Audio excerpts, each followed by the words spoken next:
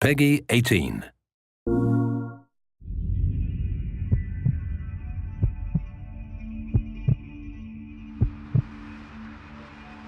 So Detroit is a neo-noir thriller taking place in the near future, where we are going to be in the shoes of three androids who will fight for freedom. And actually it's a game in which you play this character, you play the stories, you make decisions, and by making decisions, you tell your own story. So it all started with this short that we created in 2012. It was called Kara. It was about this female android that was built in a factory in real time in front of you, and we realized that she has emotions, she has feelings, and she wants to be alive, she wants to be free. And at the end of the short, she leaves the factory and we don't really know what happens to her. I was still haunted by this character and what happens to Kara when she leaves the factory. So when we had to think about what we wanted to work on, I really wanted to revisit the story and give, and tell them what comes after that when she leaves the factory.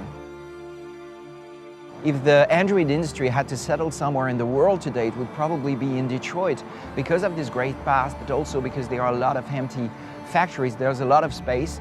For me, the story had to be grounded in the real world, so I absolutely wanted a real city. And honestly, I didn't have a list of cities. It was really Detroit, and that was it.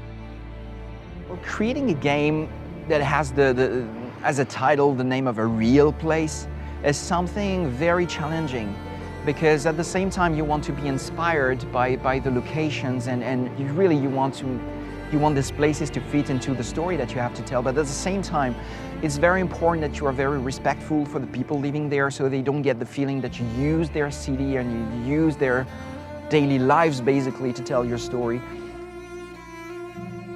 We really thought of Detroit as the fourth playable character somehow, and from its history, it's a character that started as a very powerful place and very wealthy place, and it went through very hard times, and now it's coming back trying to be born again. So in the game, what we're trying to do is really to make this character alive somehow and not have a static background, but rather have a character that would evolve and change through the story. So at the beginning, you can see a sunny version of Detroit somehow, and then it becomes rainy, and then it's really pouring rain and becomes darker and darker before snow arrives, and snow covers everything near the end.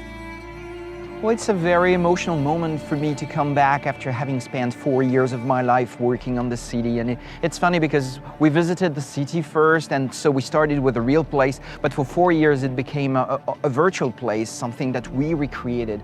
And coming back after 4 years and seeing the real place again is really an interesting experience, very, very moving experience for me. For the players.